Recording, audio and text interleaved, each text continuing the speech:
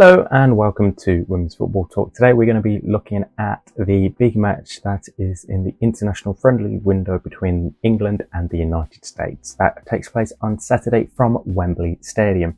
Now this is the penultimate fixtures for both sets of teams in 2024, and it's been a mixed end to 2024. If we look at England in their last international window, Sarina Wiegman's side lost 4-3 to Germany in their first game before beating South Africa by 2-1. Now, neither of them were much convincing fixtures for England. Obviously, very disappointed in losing 4-3 to Germany, and at one point were 3-0 down within inside the first half an hour before Georgia Stanway brace brought England a bit level, and then it just didn't ever materialise in having a full comeback and ended up winning.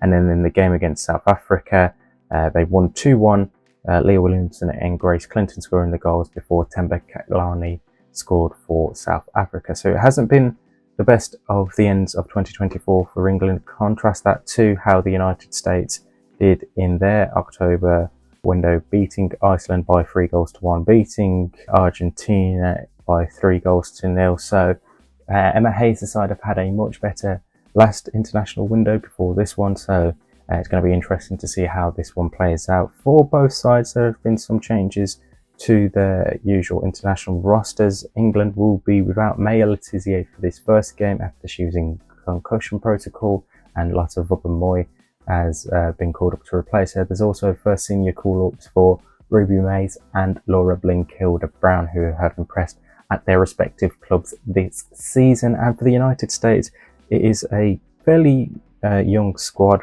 and inexperienced, maybe the better word for it. You see the likes of Fallon Tullis-Joyce receiving her first senior call-up. Have a look at the forward line. There's no triple espresso as they are known. That's Sophia Smith, Mallory Swanson and Trinity Rodman in that forward line.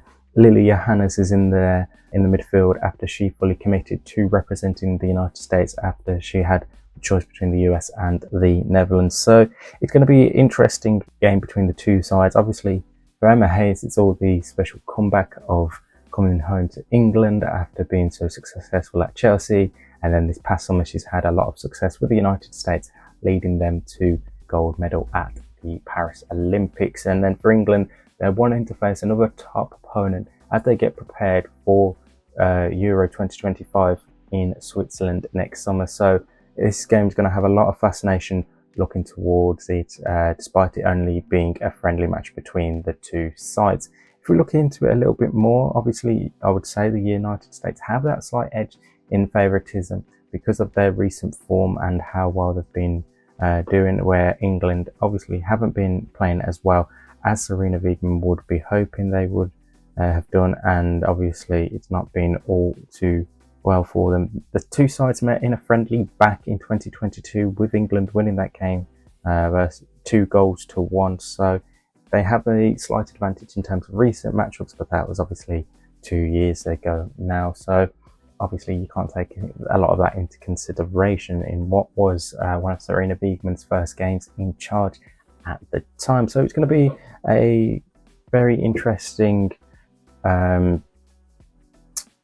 game between the two sides from Wembley. Expected over 80,000 at Wembley Stadium as well, and I think for the neutral this is going to be a game that they're going to be happy watching, and for the supporters of both sides I think they're going to be interesting to see how they line up, because England really want to be ironing out all the mistakes from their last couple of games. Obviously they did beat South Africa, but they drew to Sweden in the last game of qualifiers for Euro 2025.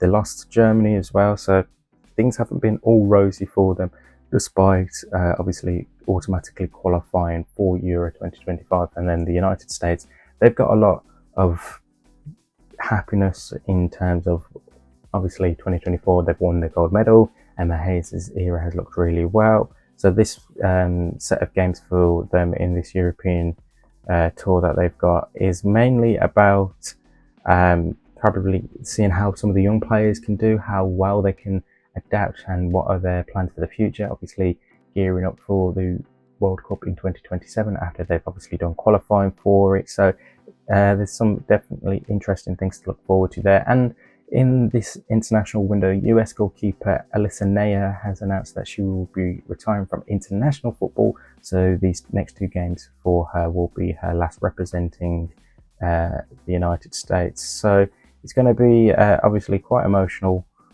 for her, and what a fantastic career she's had, whether it's on Saturday against England or next Tuesday against the Netherlands. One of those 2 will be her final games in goal for the United States. But again, the United States have plenty of goalkeepers, whether it be Fallon Tullis-Joyce, Aubrey Kingsbury, Mandy Hort, who's had a really good season. So there is a lot of good keepers that Emma Hayes can choose from in the future. But yeah, Alyssa Naeher, what a fantastic comeback year she's had after obviously the disappointment going out in the World Cup. She's then managed to redeem herself and probably been one of the best players for the United States. So let me know in the comment section below your predictions for this friendly on Saturday between England and the United States, live from Wembley. Kickoff time is 5:20 in the United Kingdom, so that's GMT, and I believe it is on ITV. So let me know your thoughts. Make sure you check out our preview over on our Substack page, womensfootballtalk.substack.com. We have a full preview out there between looking at this game, and make sure you're following us on social media, WF Talks on Twitter or X, and then Women's Football Talk, all one word, for Threads and Instagram, where we'll be posting all the latest news and stories from around the world of women's football. And until then, we'll see you soon.